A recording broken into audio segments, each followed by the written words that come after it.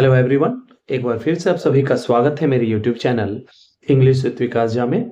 आज के इस सेशन में हम टोटल 25 एमसीक्यूज करेंगे जो कि आपके सब्जेक्ट वर्ब एग्रीमेंट से जुड़ा हुआ है। बस वीडियो के अंत तक बने रहिए और अपना स्कोर जरूर शेयर कीजिएगा कि आपने आउट ऑफ 25 कितने अंक अर्जित किए हैं। क्लियर है? तो चलिए आज के सेशन की शुरुआत करते हैं। आज के सेशन का हमारा फर्स्ट क्वेश्चन है, दैट इज कहता है the book on the table dash mine. यहाँ पे आपको एक एप्रोप्रिएट वर्ब फॉर्म का प्रयोग करना है जो कि अग्री कर रहा हो with the number and the person of the subject the book. तो हम जानते हैं यहाँ पे जो सब्जेक्ट हमारा बुक है that is singular in form, और यदि हमारा सब्जेक्ट सिंगुलर हो तो हमें सिंगुलर वर्ब की आवश्यकता होगी, अर्थात आपका ऑप्शन नंबर ए जो है करेक्ट आंसर हो जाएगा। एक चीज और देखेंगे कि ये नजदीक में टेबल दिख रहा है, इट डजंट मीन कि it is going to be your subject. Actually ये हमारा ऑब्जेक्ट है। किसका? तो ये हमारा एक प्रीपोजिशन ऑन है जिसके बाद प्रयुक्त हुआ है, जिस कारण से ये ऑब्जेक्ट का कार्य करेगा। क्लियर है? चलिए आगे बढ़ते हैं। नेक्स्ट हमारा कहता है neither of the boys dash done his work. कहता है कि नीदर ऑफ द बॉयज मतलब यहां बॉयज की संख्या कितनी होगी? तो 2 होगी। अब आप कहेंगे कि सर कैसे पता चला, यहां तो सिर्फ लिखा हुआ है बॉयज, तो बॉयज से 2 की संख्या का निर्धारण कैसे हुआ? तो ये हुआ ऐसे कि हम देख रहे हैं यहां पे नीदर का प्रयोग है या नाइदर बोले आप। नाइदर का प्रयोग हम 2 के लिए करते हैं जब किसी चीज की संख्या 2 हो और उन 2 में से आपको किसी एक की चर्चा करनी हो या फिर दोनों की चर्चा करनी हो, लेकिन एक एक करके separately. We do not take them collectively, we take them separately, ये ध्यान रखना है, और उनमें से किसी भी एक का चयन नहीं करना है। इस स्थिति में ये सिंगुलर माना जाता है और इसके साथ हम सिंगुलर वर्ब का प्रयोग करते हैं। अर्थात देखेंगे यहां पे कि ऑप्शन नंबर ए यहां पे फिट बैठेगा। क्यों? क्योंकि यह सेंटेंस जो हमारा है ना, ये एक्टिव फॉर्म में है, एक्टिव वॉइस के स्ट्रक्चर को फॉलो करेगा। बिकॉज यहां पे जो हमारा सब्जेक्ट है दैट इज द डूअर, और डूअर हमारा सब्जेक्ट हो तो हमारा एक्टिव वॉइस का स्ट्रक्चर फॉलो किया जाता है, जिस कारण से ये सिंगुलर होते हुए भी यहां फिट नहीं बैठेगा। क्लियर है? चलिए आगे बढ़ते हैं। नेक्स्ट हमारा कहता है each of the students dash given a prize. प्रत्येक विद्यार्थी को क्या दिया गया? प्राइज दिया गया। अब देखेंगे कि ईच का भी प्रयोग हम देखते हैं डिस्ट्रीब्यूटिव, एडजेक्टिव और प्रोनाउन दोनों रूपों में किया जाता है, और ये भी किसी भी चीज को कलेक्टिवली नहीं बोध कराता है, ये चीजों को सेपरेट में इंडिविजुअली बताता है, जिस कारण से ये भी हमारा सिंगुलर होता है। और इसके साथ हम क्या करेंगे? सिंगुलर वर्ब का चयन करेंगे, जो कि एक बार फिर आपके ऑप्शन नंबर ए में दिख रहा है। क्लियर है? चलिए आगे बढ़ते हैं। नेक्स्ट हमारा कहता है the quality of the apples dash not good. इस सेंटेंस को पूरा पढ़िए, पूरा खुद से पढ़िए, खुद से आंसर प्राप्त करने की कोशिश कीजिए।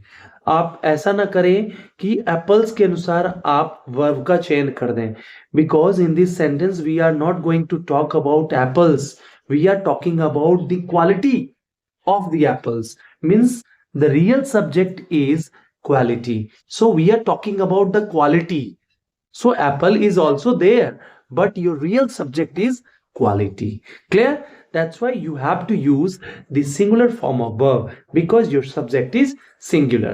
That's why we are going to choose option number A. Clear? Shall we go ahead? चलिए आगे बढ़ते हैं। नेक्स्ट हमारा कहता है many a man dash responsible for this. Many a man, अब एक कॉन्सेप्ट समझेंगे हम लोग मेनी के प्रयोग को लेकर के। मेनी का प्रयोग हम करते हैं जब एक डिटर्मिनर के रूप में, तो इसके हम 2 यूजेस को मेनली देखते हैं। एक होता है कि ये प्लूरल काउंटेबल नाउन के पहले आकर के एक हमारा न्यूमरल का काम करता है, एडजेक्टिव ऑफ नंबर के रूप में जिसे जानते हैं, और ये कैसा नंबर शो करता है? इंडेफिनिट, मतलब इससे हम एक निश्चित संख्या का बोध नहीं कराते हैं। ठीक है ना? इसके जस्ट आगे यदि आपको कोई नाउन यूज करना है तो क्या करेंगे? प्लूरल काउंटेबल नाउन का प्रयोग करेंगे। यदि इसके आगे आप देखेंगे कि कोई भी हमारा आर्टिकल ए या एन इन दोनों में से दिख गया तो आगे आने वाला जो हमारा नाउन होगा that must be singular and singular countable noun. ये देखना है। तब देखते हैं यहाँ पे ये हमारा इंडेफिनिट आर्टिकल ए दिख गया। इसके आगे हमने देखा कि ये सिंगुलर काउंटेबल नाउन भी आ गया। इस स्थिति में एक यूनिट का ये बोध कराता है, जिस कारण से ये सिंगुलर सब्जेक्ट के रूप में कार्य करता है। और जैसे ही हमने देखा सिंगुलर सब्जेक्ट, तो हम क्या करेंगे, सिंगुलर वर्ब का चयन करेंगे, अर्थात ऑप्शन नंबर ए जो है इसका करेक्ट आंसर हो जाएगा। क्लियर है? चलिए आगे बढ़ते हैं। नेक्स्ट हमारा कहता है $10 dash not enough to buy this. अब यहाँ कहा जा रहा है कि $10 जो है ना, that is not enough to buy this, वह जो है ज्यादा नहीं है, काफी नहीं है इस चीज को खरीदने के लिए। अब देखेंगे $10, आप कहेंगे कि सर ये तो प्लूरल है, ऑब्वियसली प्लूरल है, लेकिन जब हम किसी संख्या की, ऐसी संख्या की बात करते हैं जो किसी वेट को दर्शाता हो, दूरी को दर्शाता हो या करेंसी को दर्शाता हो, तो वो एक यूनिट के रूप में काम करता है। जब आप इस चीज को खरीदेंगे तो $10 एक साथ देंगे आप। इस स्थिति में क्या हो जाएगा, ये हमारा सिंगुलर का कार्य करेगा, और जैसे ही सब्जेक्ट सिंगुलर हुआ वह भी हमारा सिंगुलर आएगा, अर्थात एक बार फिर से देखेंगे ऑप्शन नंबर ए आपका करेक्ट आंसर हो जाएगा। क्लियर है? चलिए आगे बढ़ते हैं। नेक्स्ट हमारा कहता है a number of students dash absent today. कहता है ए नंबर ऑफ स्टूडेंट्स। अब यहां समझेंगे, ए नंबर ऑफ के बाद हम देखेंगे कि प्लूरल काउंटेबल नाउन आता है जो कि है, और वर्ब भी प्लूरल आता है, प्लूरल वर्ब का चयन करते हैं। ठीक है, यहाँ पे आप एक ऐसी संख्या की बात करते हैं जो बहुत है, ठीक है ना। इस स्थिति में हम क्या करेंगे, इसके साथ प्लूरल वर्ब का चयन करेंगे। आप देखेंगे यहाँ पे ऑप्शन नंबर सी हो जाएगा। क्यों? आप कहेंगे सर हमारा ऑप्शन नंबर बी भी तो आंसर हो सकता है, ऑब्वियसली हो सकता है, लेकिन यहाँ देखेंगे आप कि टुडे की बात की जा रही है, और टुडे हमारा जो है वो प्रेजेंट टेंस का बोध कराता है, और वर्ब का प्रयोग हम करते हैं पास्ट टेंस में। क्लियर है? चलिए आगे बढ़ते हैं। नेक्स्ट हमारा कहता है the news dash surprising. News की बात की जा रही है, एस जुड़ा हुआ है, जिस कारण से आप इसे प्लूरल ना माने। न्यूज हमेशा सिंगुलर फॉर्म में प्रयुक्त किया जाता है। क्लियर है? जिस कारण से हम क्या करेंगे, ऑप्शन नंबर ए का चयन करेंगे। क्लियर है? चलिए आगे बढ़ते हैं। नेक्स्ट हमारा कहता है the committee dash reached a decision. यहाँ पे हम एक कॉन्सेप्ट को समझेंगे कि कमिटी जो होता है ना, इसका प्रयोग सिंगुलर और प्लूरल दोनों के रूप में किया जाता है। जब कमिटी के सदस्यों के एक होने की बात हो तो वो सिंगुलर होता है। अगर उन सदस्यों के बीच मतभेद हो जाए उस स्थिति में वो प्लूरल होता है।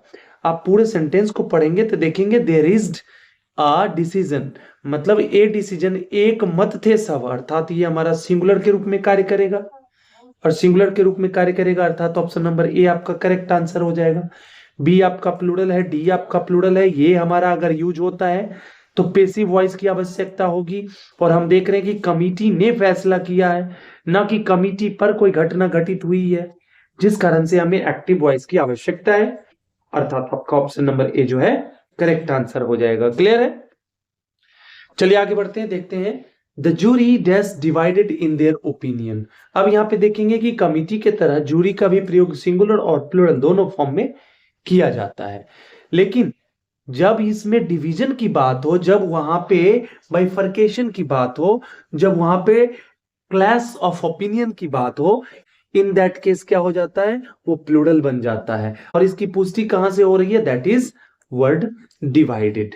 ठीक है ना, तो ये अपने ओपिनियन में क्या थे, डिवाइडेड थे, अर्थात यहां पे क्या हो जाएगा, ऑप्शन नंबर बी जो है आपका करेक्ट आंसर हो जाएगा। चलिए नेक्स्ट की ओर बढ़ते हैं। नेक्स्ट हमारा है, कहता है 20 miles dash a long distance. पीछे के क्वेश्चन में हमने देखा था कि जब करेंसी की बात हो, दूरी की बात हो, वेट की बात हो, तो वहां पे हम क्या करते हैं, पूरे के पूरे हम उसको एक यूनिट में दर्शाते हैं, और उस स्थिति में क्या हो जाता है हमारा कि वो एक सिंगुलर नाउन का कार्य करता है, अर्थात ये भी हम देखेंगे कि सिंगुलर सब्जेक्ट के रूप में कार्य करेगा। अब क्या करेंगे, हम यहाँ पे ऑप्शन नंबर ए का चयन करेंगे। क्लियर है? क्योंकि हैज सिंगुलर होते हुए भी यहाँ पे फिट नहीं बैठेगा, क्योंकि अगर हम इसका प्रयोग करें तो हमें क्या दर्शाना होगा, पोजीशन दर्शाना होगा, और आगे पोजीशन दर्शाने की बात की ही नहीं गई है। क्लियर है? चलिए आगे बढ़ते हैं। नेक्स्ट हमारा कहता है the principal and secretary dash present. अब एक कॉन्सेप्ट को समझेंगे, ये हमारा है कोऑर्डिनेटिंग कंजंक्शन। ये दो नाउन्स को जोड़ रहा है, प्रिंसिपल और सेक्रेटरी। हम जानते हैं कि कोई भी डिग्निफाइड पोस्ट उसके पहले हम आर्टिकल द का प्रयोग करते हैं, जो आपको दिख रहा है। अब कहता है कि एंड से यदि दो हमारे नाउन्स जुड़े हों और दोनों के पहले अगर आर्टिकल दिख जाए तो we are talking about two different things और पर्संस। इस स्थिति में क्या होता है, हम दो व्यक्तियों या वस्तुओं की बात करते हैं। लेकिन अगर फर्स्ट के साथ ही आर्टिकल है, इसका मतलब है कि यही आर्टिकल इसके लिए आया है और जो नेक्स्ट हमारा नाउन है उसके लिए भी प्रयुक्त हुआ है।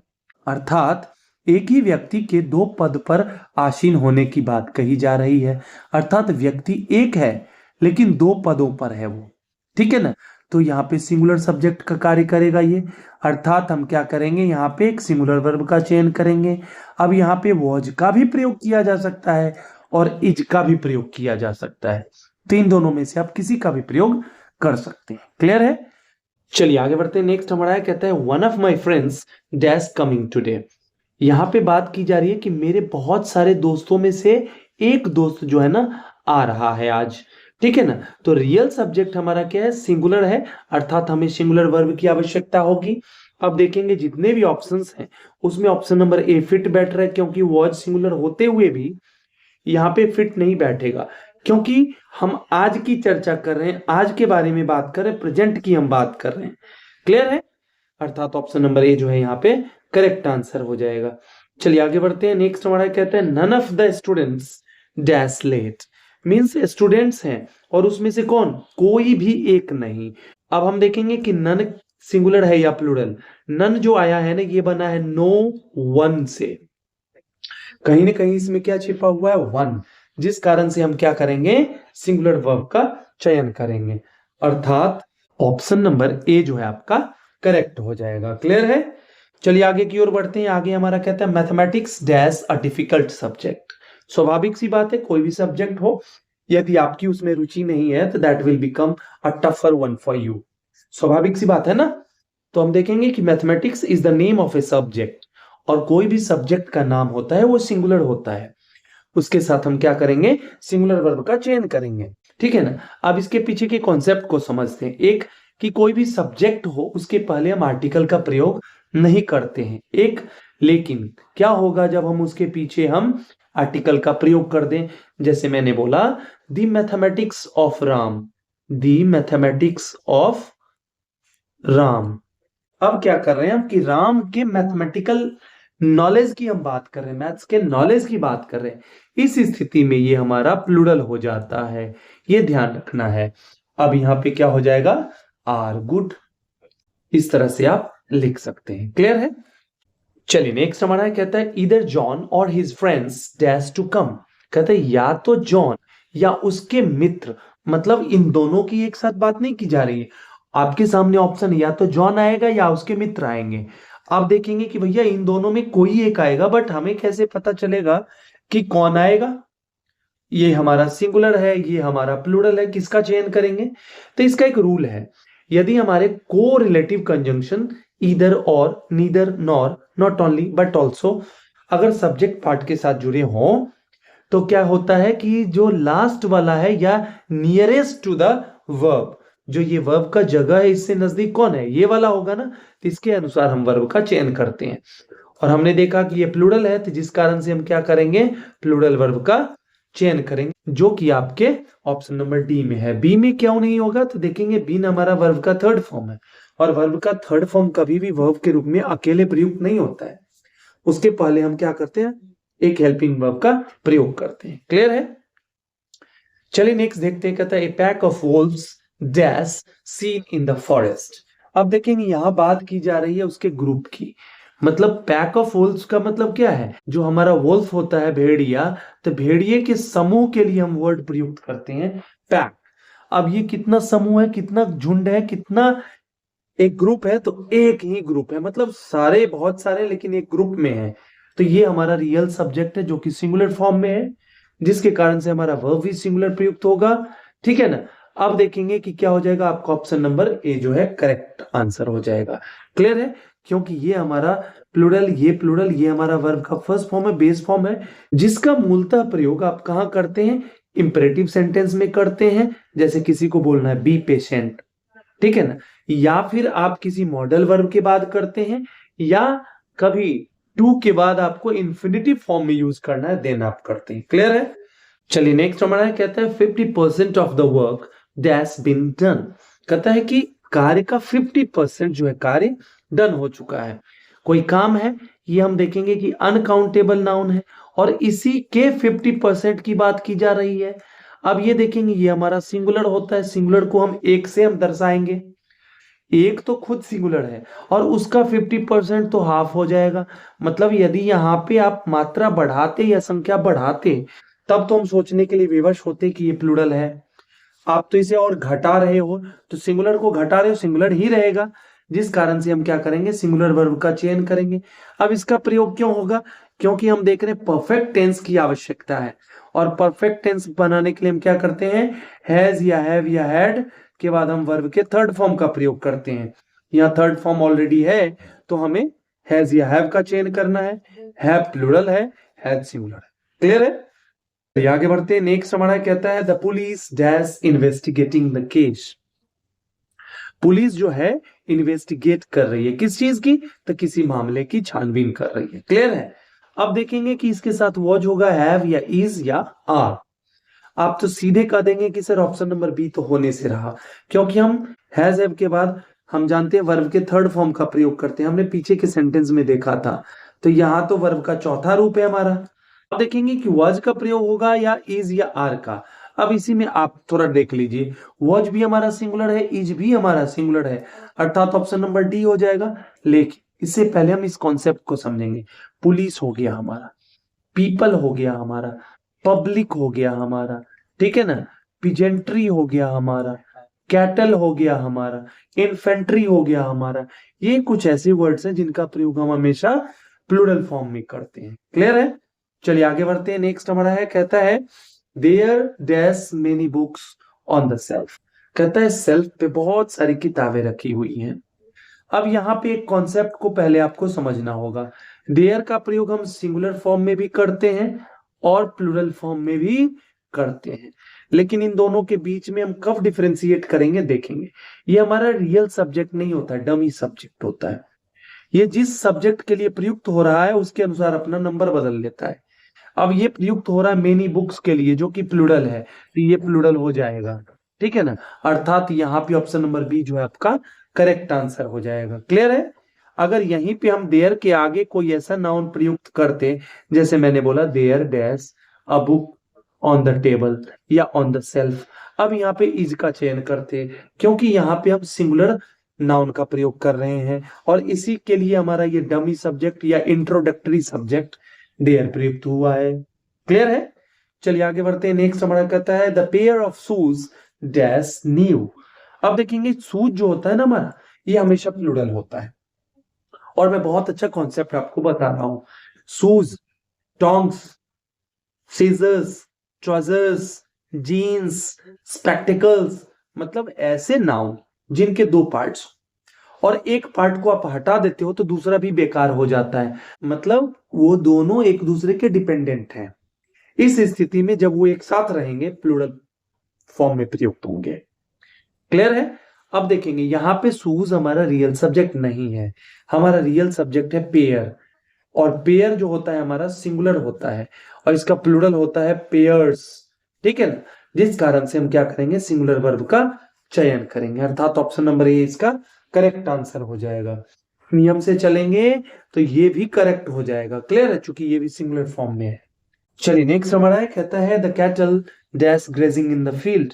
कैटल जो है चर रही है, चारा कर रही है, कहां पे? तो मैदान में, क्षेत्र में, और क्षेत्र शब्द से ही बना है खेत। क्लियर है ना? अब देखेंगे कि कैटल हमारा ऑलवेज प्लूरल फॉर्म में प्रयुक्त होने वाला नाउन है और जैसे ही आपको पता चल गया कि ये प्लूरल है तो हम क्या करेंगे, प्लूरल वर्ब का चयन करेंगे, अर्थात ये सब हमारा आंसर गलत हो जाएगा, सही कौन होगा? डी। क्यों होगा? क्योंकि आईएनजी फॉर्म है तो हमें वर्ब बी की आवश्यकता है कॉन्टिन्यूअस टेंस को फ्रेम करने के लिए, फॉर्मुलेट करने के लिए, ठीक है ना, अर्थात ये हमारा ऑप्शन सही है जो प्लूरल में भी है और वर्ब बी भी है। क्लियर है? चलिए नेक्स्ट की ओर बढ़ते हैं। कहता है my family dash in Mumbai. मेरा परिवार कहाँ रहता है? तो मुंबई में रहता है।